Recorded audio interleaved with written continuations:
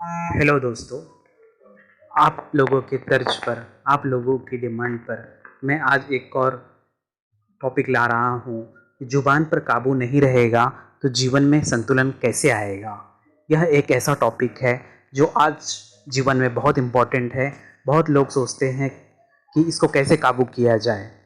हमारी 10 इंद्रियों में एक जुबान भी है जो एक नहीं बल्कि दो दो काम करती है। एक काम तो इसका है बोलना, दूसरा है खाना। उल्टा सीधा खाकर हम अपने आप को बीमार कर लेते हैं, तो उल्टा सीधा बोलकर हम मन को भी बीमार कर लेते हैं। जुबान काबू में नहीं रही तो खाने पीने की गड़बड़ी से रोगों की लाइन लग जाती है। वही जुबान फिसली या बोलचाल में गड़बड़ी हुई तो मन के रोग रुकने का नाम नहीं लेते। गलत या ज़्यादा खाकर, गलत समय खाकर, बिना आवश्यकता के खाकर और बार बार खाकर हम अपने शरीर को बीमार कर लेते हैं। यह तो सबको पता है कि जो मुख में अंदर डाला जाता है उसी से हमारे शरीर का निर्माण होता है। इसलिए आहार का ध्यान देना बहुत जरूरी है। यदि हमारा आहार ही असंतुलित होगा तो शरीर भला स्वस्थ कैसे रह सकता है। और अगर शरीर स्वस्थ नहीं रहेगा तो मन भी बीमारू बना रहेगा। जब हमारा खाने पीने की आदतों पर कंट्रोल नहीं हो पाता तो उसके फलस्वरूप जुबान दूसरा वाला काम करने लगती है। जैसे पहले बताया कि जुबान पर का दूसरा काम है बोलना। अनियंत्रित भोजन की वजह से जुबान भी अनियंत्रित हो जाती है। ऐसे में व्यक्ति अनावश्यक रूप से बोलने लगता है।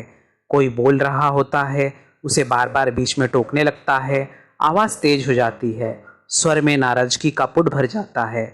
व्यक्ति में रूखे से रूखा बोलने का दोष पैदा हो जाता है।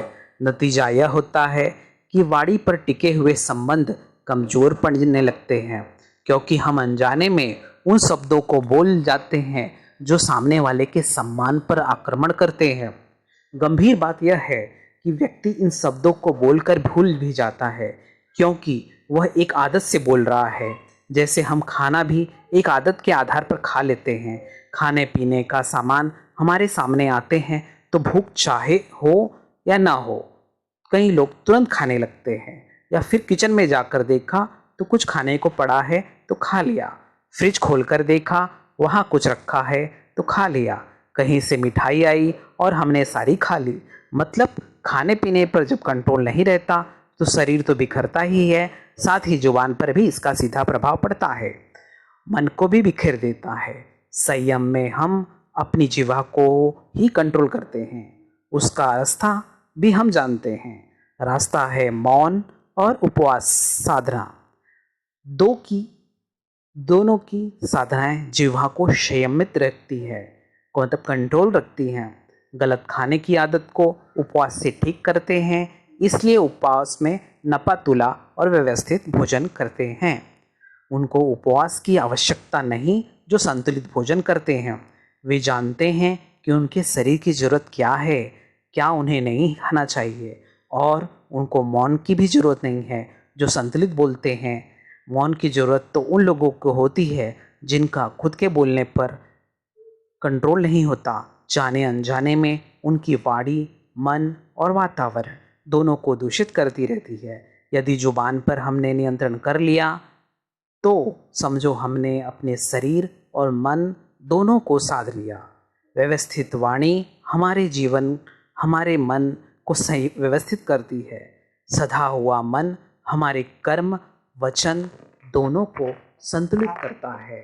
और इसी से यह निष्कर्ष निकलता है कि हमें अपने जुबान पर कंट्रोल रखना चाहिए है।